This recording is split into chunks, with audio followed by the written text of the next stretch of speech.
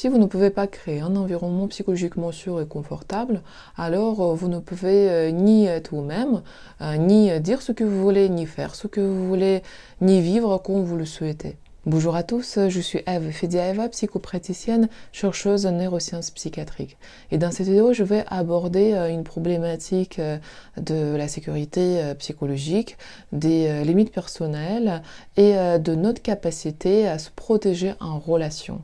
Elle sera utile à ceux qui ressentent de l'inconfort et de la vulnérabilité dans leurs relations, qui sont confrontés à la dépendance émotionnelle et qui ont des problèmes de l'estime de soi, de la culpabilité et de l'incertitude dans leurs décisions. Récemment, lors d'un cours de l'autodéfense, on a discuté d'un phénomène intéressant. Plus une société devient éthique et culturelle, plus ses membres perdent leur capacité à se défendre. On a parlé d'un fait divers. 3 chasseurs avec un enfant se sont fait attaquer par un groupe de personnes. Les chasseurs, pourtant armés de fusils et de pétards pour effrayer des animaux, n'ont rien fait pour se défendre. Et même leur instinct de protéger l'enfant n'a pas pris le dessus. Heureusement que tout s'est bien passé, mais si ce n'était pas le cas, est-ce qu'on peut dire que les gens sont prêts à se sacrifier pour des raisons éthiques? Et quel est ce type d'éthique qui va à l'encontre du droit à la vie? Si on transpose cette problématique au niveau psychologique des relations interpersonnelles, je peux dire que dans ma vie, j'ai rencontré pas beaucoup de personnes qui avaient dès l'enfance construit des limites personnelles et du système de protection sûr et équilibré. Et moi, je ne fais pas exception. Pendant longtemps, je n'ai pas pu me protéger quand on crée sur moi. L'une des principales problématiques que je rencontre dans ma pratique thérapeutique est cette incapacité de se protéger. Les gens se sentent en insécurité dans leurs relations, mais les poursuivent tout de même car elles ne savent pas faire autrement. Cela concerne tout type de relations, amicales, professionnelles et bien sûr amoureuses et familiales. En psychologie, il existe une loi. Si vous ne pouvez pas créer un environnement psychologiquement sûr et confortable, alors vous ne pouvez ni être comme vous voulez, ni agir comme vous voulez, ni vivre pleinement votre vie. Et comment comprendre si vous êtes capable de créer un environnement sûr et confortable? Voici quelques signes de rupture du schéma de protection et de sécurité où vous pouvez vous rencontrer. Vulnérabilité face aux difficultés en général ou dans un domaine précis. Votre corps ressent du stress et de la surcharge face à des difficultés réelles ou hypothétiques. Vous avez l'impression que la vie échappe à tout contrôle. Dépendance émotionnelle, empathie excessive ou hypersensibilité. Vous avez du mal à vous distinguer du monde émotionnel des autres. Vous commencez à leur céder, les poursuivre, les surprotéger, avoir peur de les perdre, vous sacrifier, dépendre de leur attention.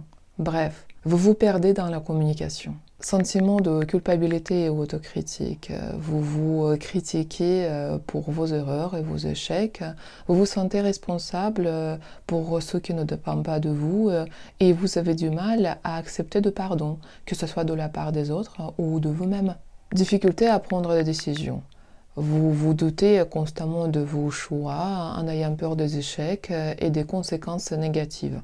Dépendance à l'opinion et à l'approbation des autres. Pour garder de bonnes relations, on vous approuve, vous êtes prêt à tout ou à beaucoup de choses. Et votre estime de vous dépend de l'opinion extérieure. Peur des relations avec des partenaires égaux et plus forts. Les personnes psychologiquement vulnérables ont peur souvent des relations équilibrées. C'est très intéressant. Elles se sentent en sécurité uniquement avec ceux envers qui ils ont un avantage psychologique, spirituel, intellectuel, financier, etc. Sentiment de vide intérieur, même si tout semble bien en apparence. Cela souvent vient des traumatismes non surmontés, non guéris, où justement la personne n'a pas pu se protéger. Cela cause une difficulté à exprimer ses émotions, à les vivre pleinement, à se sentir satisfait et en sécurité. Dans quel point vous vous reconnaissez? En général, le besoin de sécurité et la capacité de le satisfaire sont une base qui se crée pendant la période périnatale et postnatale. La mère s'occupe de l'enfant, lui donne de l'attention, de la chaleur, de l'amour, le nourrit et cela lui permet de se sentir bien et en sécurité. En fait, il y a une sorte de symbiose psychobiologique qui se crée entre la mère et le nourrisson. Une mère calme et satisfaite exprime sa motivation maternelle depuis cet état et l'enfant à son tour reste apaisé, ressentant cette sécurité psychobiologique. Et toutes sortes de perturbations de cette symbiose influencent inévitablement le développement de ce schéma de sécurité. Ensuite, le schéma de sécurité se développe à travers l'observation du comportement de l'entourage, celui des parents et de l'environnement en général. Selon l'attitude des adultes, l'enfant peut se sentir protégé, libre d'explorer lui-même, au contraire, limité et bloqué. Si l'environnement est psychologiquement instable et insécurisant, eh bien cela devient une norme pour l'enfant.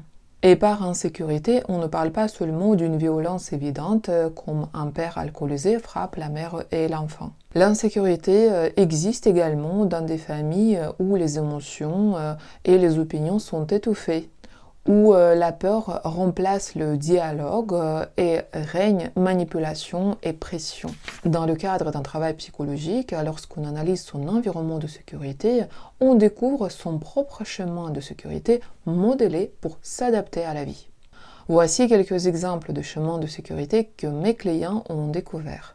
Je dois anticiper les pensées, les émotions et les motivations des autres et m'y conformer pour éviter d'être critiqué ou comparé. Je dois être gentil et obéissant pour ne pas rendre triste mes parents et ne pas me sentir coupable.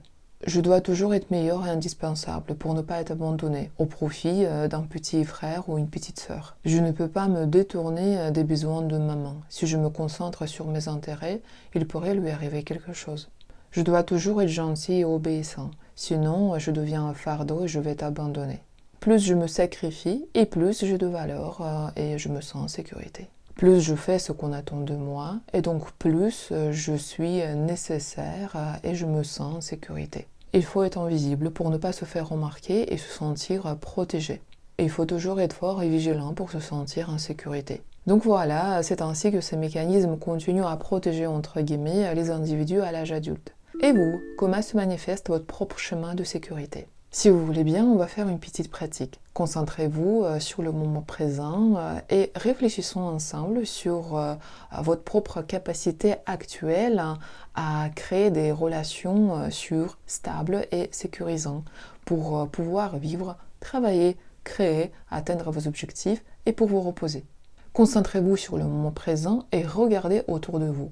Les relations avec votre partenaire, vos enfants, vos parents, vos amis, et posez-vous des questions suivantes. Est-ce que vous vous sentez aimé, accepté et important dans ces relations? Est-ce que votre environnement est prévisible et sécurisant pour votre psychisme? C'est-à-dire, vous vous sentez libéré de la tension protectrice causée par la peur d'être critiqué, comparé, rabaissé ou blessé. Pouvez-vous complètement être vous-même avec ces personnes? Ça veut dire que vous n'avez pas besoin de jouer un rôle et dissimuler vos sentiments, vos peurs, vos émotions et vos souffrances. Recevez-vous un véritable soutien de votre entourage, même pour vous aider les plus impopulaires et différentes des autres. N'avez-vous pas peur des conflits? Ça veut dire que vous pouvez exprimer votre insatisfaction et discuter des problèmes sans craindre des conséquences destructrices. Dans vos interactions avec vos proches, vous vous sentez un épanouissement, une détente, un réconfort affectif et vous n'avez pas peur d'être trahi. Si vous avez répondu oui à tout cela, bravo, vous avez su créer des relations sûres et rassurantes.